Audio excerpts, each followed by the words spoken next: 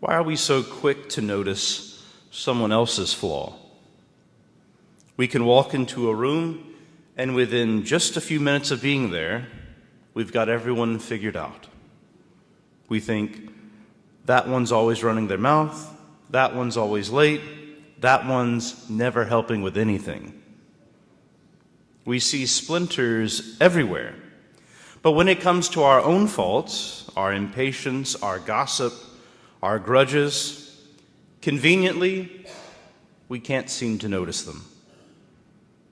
Jesus calls out that behavior today without any sugarcoating. Why do you notice the splinter in your brother's eye, but do not perceive the wooden beam in your own? It's a ridiculous image. We might even feel the urge to laugh at it, but we should only laugh at our own foolishness instead. Because when we spend more time examining others than examining our own hearts, then we become blind guides. And blind guides don't just trip, they lead others right into the pit with them. Perhaps you only notice the messiness of others because you spend so much time standing in the mess yourself. St. Paul understood this. He called out the flaws he was once blind to in himself. I was once a blasphemer, he says, a persecutor and an arrogant man. He's neither glossing over his past nor excusing it. He's naming it so that he can own it. Once he admits it honestly and transparently, then God's mercy flows into him. That's what Jesus is asking of us. Can we be honest enough to notice and name the beams in our own eyes?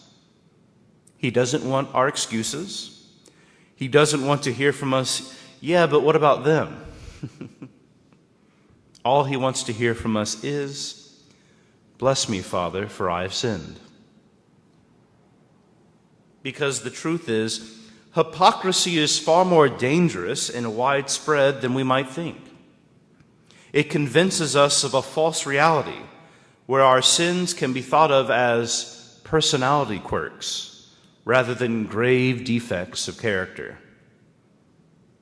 It blinds us to the light of Christ, so we end up shining our own weak light instead. And our light doesn't drive away the darkness, it invites it in. That's why sin is never just a private affair. Sin has an impact on the entire community, because once it blinds you, it can use you to go out and blind others. But there's hope. Notice what Jesus says, remove the beam in your eye first, then you will see clearly to remove the splinter. Not just notice, but to help.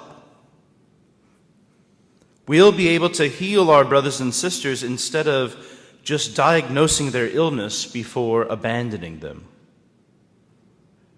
He's telling us the only way to help them is by letting God help us first.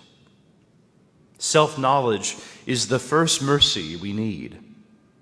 Honest confession is where we begin to see again. And when we do that, when we let the Lord show us our sin and heal it, we become the opposite of blind guides. We become disciples who truly resemble the Master. St. Paul, the persecutor turned apostle, is proof of that. You and I can be too. So today, instead of diagnosing others' faults, maybe we'll start with a different prayer. Lord, show me the beam I've been ignoring in my own eye, and give me the courage to face it with your mercy.